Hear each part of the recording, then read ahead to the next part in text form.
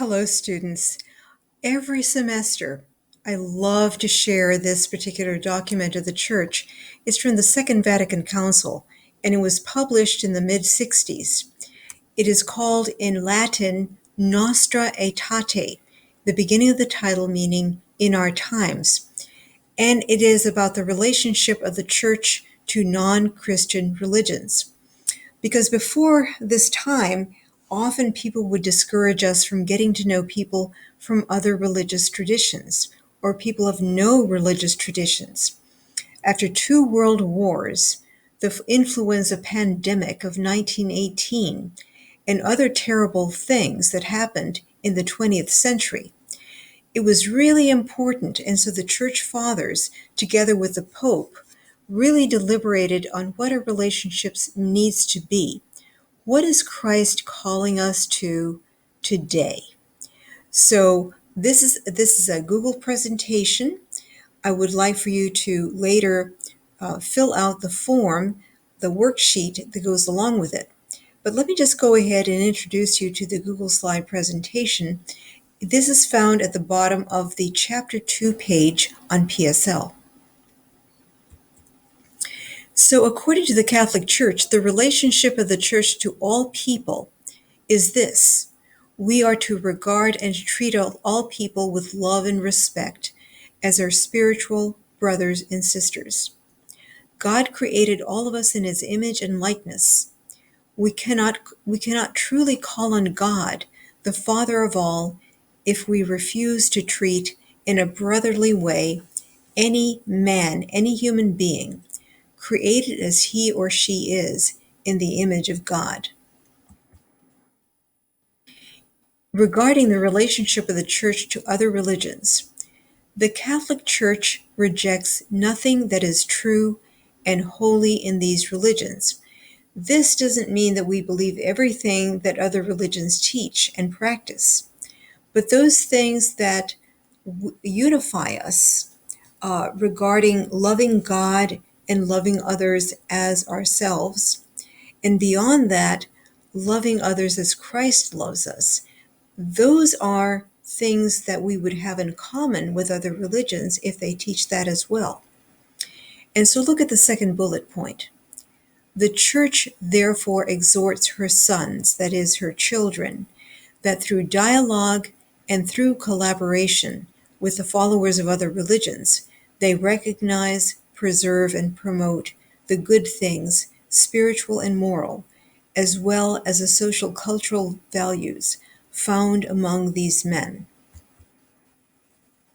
Regarding the relationship with Judaism, this document made a tremendous change for the better and declared, they, meaning the Jewish people, are forever God's chosen people. We adore the one God. Theirs is the sonship and the glory and the covenants and the law and the worship and the promises. Theirs are the fathers, and from them is the Christ according to the flesh. That is taken from St. Paul's letter to the Romans, chapter 9, verses 4 through 5.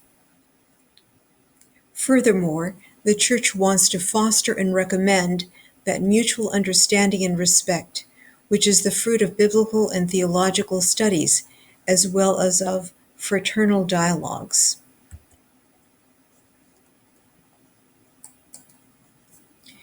The Church's relationship to Islam. We adore the one God. And also, the Church regards with esteem also the Muslims.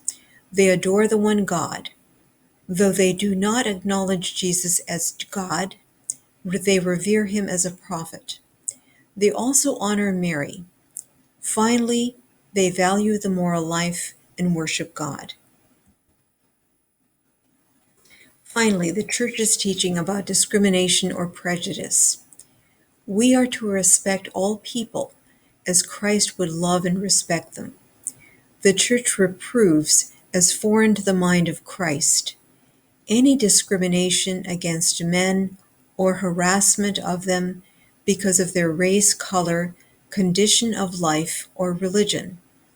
The Church implores the Christian faithful to maintain good fellowship among the nations. And the language used, men really means humanity. He means all of us, male and female. So please understand that was the language of the time. Underneath at chapter the chapter 2 page, you will see key points of Nostra Aetate on Jews and Judaism. And I'm going to read the parts in bold because these are very important. So this is a big shift in teaching, in deliberate and direct teaching, because there was a lot of anti-Semitism among Catholics and other Christians, and among our leaders as well. So this is denouncing that. This is rejecting prejudice against the Jewish people. Number one, Nostra Aetate repudiated, that is, it rejected the long-standing deicide charge. What that means is the Jews are not killers of God. That was actually what was said to Jews. You're a God killer. No, we all colluded in the death of Jesus Christ because we are all sinners. He loved us and loves us still, and gladly laid down his life for every single one of us. None of us can claim that we're not sinners because, in fact, we all are. Only Jesus himself and his mother, who was conceived without sin and was blameless throughout her entire life and still is from heaven, those are the only two. All the rest of us are sinners. Okay? Deicide means a false belief that all Jews, past and present, are responsible for Jesus' suffering and death, that they killed God. This ignores the Church's teaching that the Son of God freely died to save all sinners, that is, all humanity. Thus, all sinners are responsible for Jesus' death. A few specific leaders, Roman and Jewish, did collude, did conspire in the false trial and execution of Jesus. Number two, Nostra Aetate stresses the religious bond and spiritual legacy shared by Jews and the Church. And so we have so much in common, and we do well to learn from each other. The Jewishness of Jesus has also been reiterated, repeatedly taught many times. 3. Nostra Aetate strongly implied that God and Jews abide in covenant, and this has been asserted repeatedly by Saint John Paul II, beginning on November 17, 1980, when he referred to Jews as the people of God of the Old Covenant, never revoked by God. In other words, the covenant of Sinai is still in force. The Jewish people who are faithful to that covenant, well, God is faithful to that covenant too, okay? Number 4, Nostra Aetate deplored all hatreds, persecutions, displays of anti-Semitism directed against the Jews at any time or from any source. So, and Christians really colluded in this wrongdoing. And I'm sorry to say it, but that had a lot to do with the rise of Nazism and pogroms, which are massacres of Jewish people, off in Russia and in other places as well. Okay? Anti-Semitism. That word means the prejudice and hatred of Judaism and Jews, which is strongly rejected and denounced and condemned by the Catholic Church. 5. Nostra Aetate stressed the need for accurate biblical interpretation and religious education.